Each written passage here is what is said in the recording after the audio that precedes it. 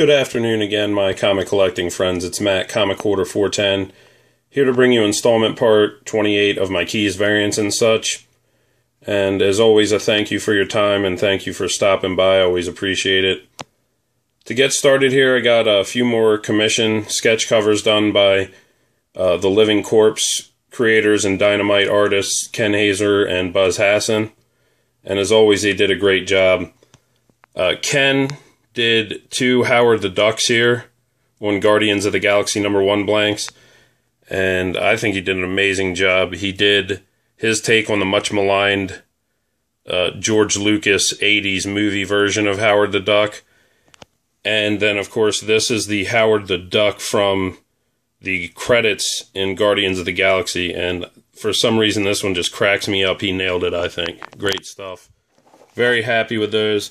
And many of you know I'm a huge fan of Super Friends. It's basically what got me started into comics. And I commissioned them to do this team cover here. They did an amazing job. I was very happy with this. This is a Justice League 16 blank. And they did the guys and Wonder Woman, of course, in their Super Friends era costumes. You have Batman down there in the corner, Superman, Wonder Woman, Hal Jordan Green Lantern, Gleek the Space Monkey, Aquaman, Apache Chief, and of course I really like the way they laid this out and what they did with the Flash here. He appears in 3 positions with the Speed Force around him like he's moving real fast. Thought that was awesome. So yeah, they did a great job as always. And believe Ken laid this one out, Buzz did the pencils, then Ken inked it and colored it, and just very happy. Those guys always they always do an awesome job here. So let me try to carefully put this to the side. Okay, sorry about that. To get started here, this isn't really a key, and it has some condition issues up there at the top, but this is Karate Kid #1 from the Legion of Superheroes. And I like this just because I'm a big fan of Mike Grell, huge fan of his work on Warlord, and also like his work that he did on Green Arrow and Legion of Superheroes. And so I definitely wanted to get this series.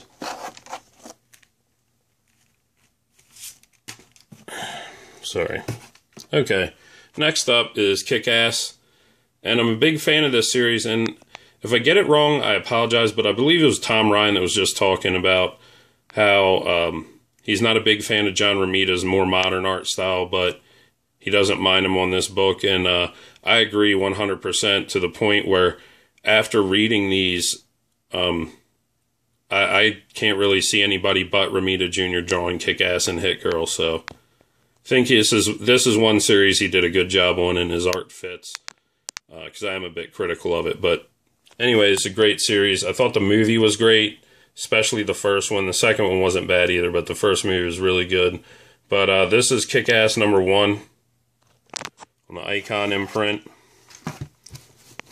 And we have, this is, I believe this is a 1 in 25, maybe?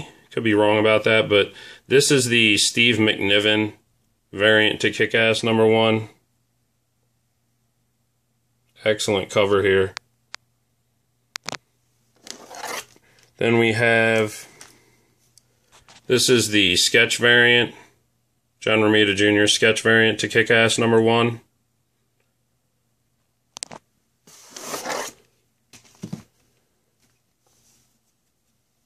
It doesn't even say on the back. It has the sticker still, but it just says sketch variant. It doesn't say what the if it's 1 in 25 or what. But maybe some of you know. This is Kick-Ass #2 from Volume 1. Issue number 3.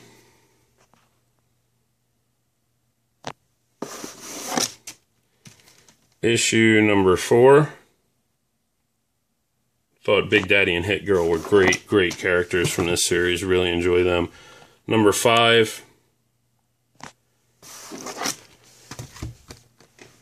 Kick-Ass number 6.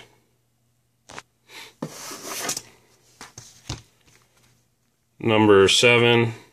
Got his ass kicked, and he definitely did really bad. If you've read this book, you know what I'm talking about. And Kick-Ass number 8. When Titans Pimp Slap. That is a great tagline. This is Kick-Ass 2 number 1. Got all of those, and as well as Kick-Ass 3 and the Hit Girl mini. But this is my variant to Kick-Ass 3 number 1, and it's Hit Girl by Adam Hughes, and I got him to sign this last year. He's a really awesome guy, and I don't need to tell you how awesome of an artist he is. This is Kick-Ass 3 number 7 variant here by Kyle Baker, who I'm a huge fan of. Love his Plastic Man work, and I recommend people pick those up. This is a series I'm missing a few issues from, and I really, really need to get this because it's written by Bruce Jones, and the covers are amazing. This is Kingpin number 1, and the covers are amazing. They're by Assad Ribic.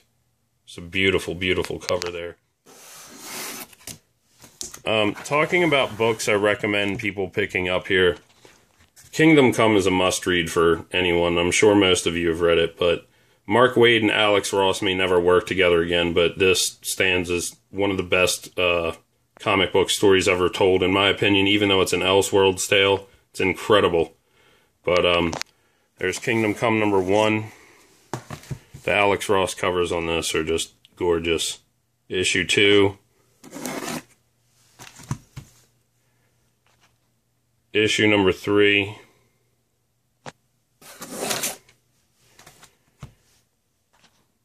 And issue number 4. Incredible Superman cover there. Here we have DC's Kong the Untamed number 1. And I absolutely love this cover here because it's by the great Bernie Wrightson, the master of horror.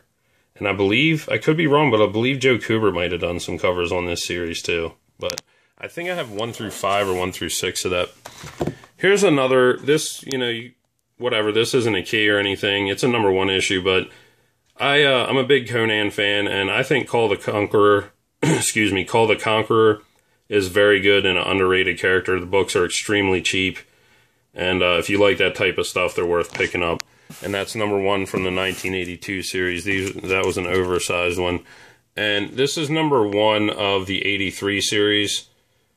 And I really like this cover because it's one of the few covers I've seen by Joe Jusko that was just pencils and inks and he did not paint it. Very cool. Had to be tigers in there if it's Joe Jusko, though.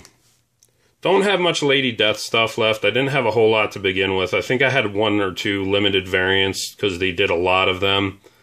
And I sold them back when this book was really hot in the late 90s. But I do still have my Lady Death swimsuit special number 1. It's got a wraparound cover by the late, great Stephen Hughes. Haven't read this in a while. Remember being slightly, I don't know, maybe I had too high expectations with a series called Who Will Be the Last Hero Standing. I was expecting like another Contest of Champions type thing, but more one-on-one and fighting. And I haven't read it in a while, so I'll have to go back, but I remember being slightly let down, but it was probably still decent. I just had very high expectations of what it might be. Moving on here. Sorry, move this box. Not very prepared, and I got a lot of boxes of comics out because I got snowed in today, so sorry about that. Moving on here, one of my favorite series by possibly my favorite writers, Alan Moore's League of Extraordinary Gentlemen. This is another series I could not see anyone but Kevin O'Neill drawing, and I love his art style. They do, this cover kind of reminds me of the layouts and style of the old Sears and Roebuck's catalogs. It just totally suits this series. I have all of them except I don't have the recalled issue, and there was a variant to number 1, I want to say it was Dynamic Forces, which I need to get to. But other than that, I have them all for reading, and this is just such a great series. There's so many intricate Easter eggs and such from literature, especially, it got so crazy in the later books, I had to look them up online and use a guide, because a lot of them are from British literature that wasn't as popular over here. So my friends across the pond might have known a lot more of it than I did, but just so much stuff in these books, and really intricate, and he really went out of his way to create a a universe, not just write comics. So, but this is League of Extraordinary Gentlemen #1, and I recommend the first 2 miniseries. I think are the best reading, especially this one, League of Extraordinary Gentlemen Volume 2. And this is where the League deals with H.G. Wells' War of the Worlds alien invasion. Really, really dug that. Like I said, it got a little strange when it went on. And he started just doing one-shots for the teams of different times, and they're oversized prestige formats here, almost trade paperback size. And this is League of Extraordinary Gentlemen 1910. But yeah, you couldn't get them in individual issues. This is how they started coming out. 1969, very cool cover there by Kevin O'Neill. It was a very strange story. And League of Extraordinary Gentlemen 2009. This is great stuff. And this was the original hardcover graphic novel, straight to hardcover, The Black Dossier. Very, very good read, too. But again, I recommend especially starting... You want to start with the first 2 minis, and they're the best, in my opinion. So, moving on, this is DC Universe Legacies miniseries. It was 10 issues. And this is kind of a tour de force of the history of DC. And I really liked it because they used different creative teams for the different eras. And this is, you know, recapping the Golden Age with this cover here by Joe Kubert. Issue 2. Again, Andy and Joe Kubert on here. The Golden Age. Then we go to the Silver Age with issue 3. And Garcia Lopez and Dave Gibbons worked on this one, art on this one.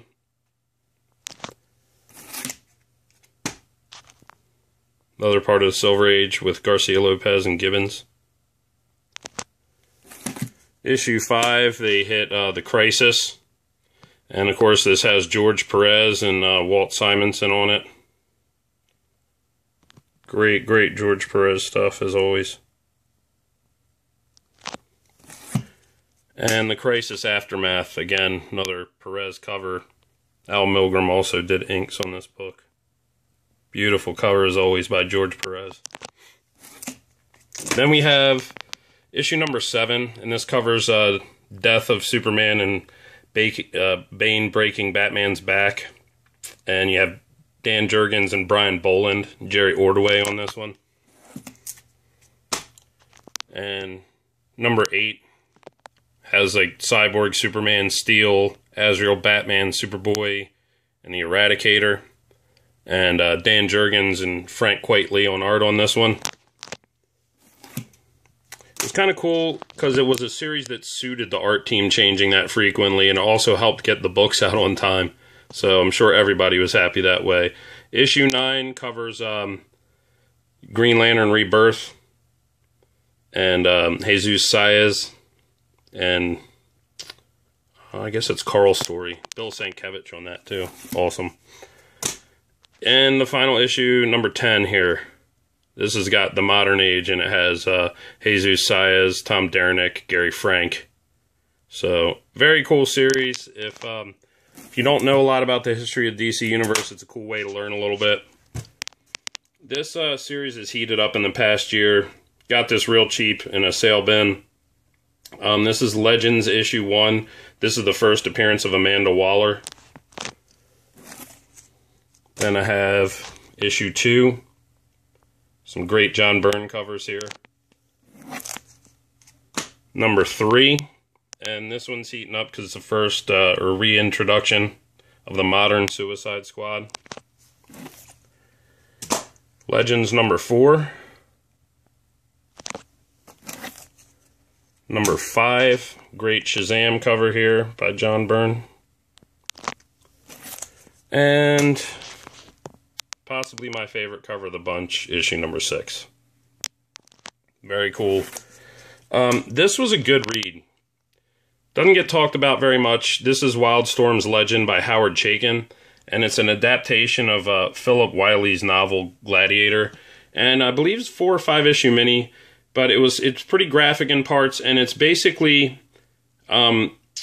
a realistic take on what if somebody who did grow up with Superman's powers, what would it be like for him, having his first experience with a girl, trying to play, football and discovering his powers. So those are just a few of the scenarios this guy gets thrown into, and I thought it was a great read. This is Legendary #1 from Dynamite by Fable creator Bill Willingham, and it's basically a steampunk take on characters like Green Hornet, Red Sonja, Vampirella, Kato, a few others. Big fan of Legion of Superheroes. I need to beef up my older collection. I have some of the Superboy and Legion of Superheroes. Excuse me. This is #1 from the Paul Levitz Keith Giffen series. Big fan. And a lot of people don't like this series, but I'm a big fan. This is Mark Waid and Barry Kitson's Legion. And love the art. As always, I'm a fan of Barry Kitson's art, and I got Waid and Kitson to sign these. It's #1. Issue #2. Well, I guess I only got Waid to sign #1, but Barry signed all these for me. Issue #3.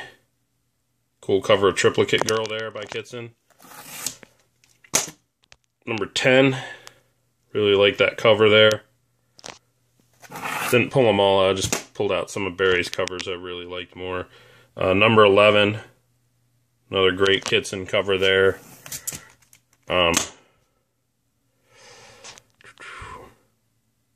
Lex Luthor, Man of Steel.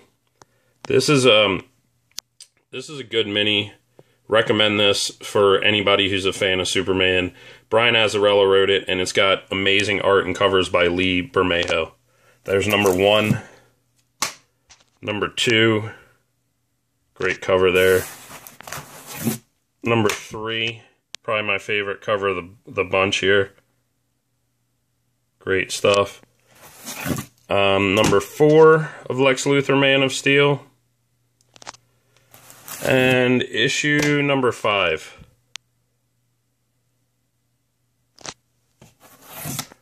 This is, came out in the 80s, Lex Luthor, the unauthorized biography. And I remember this being pretty cool too, especially for Superman completists.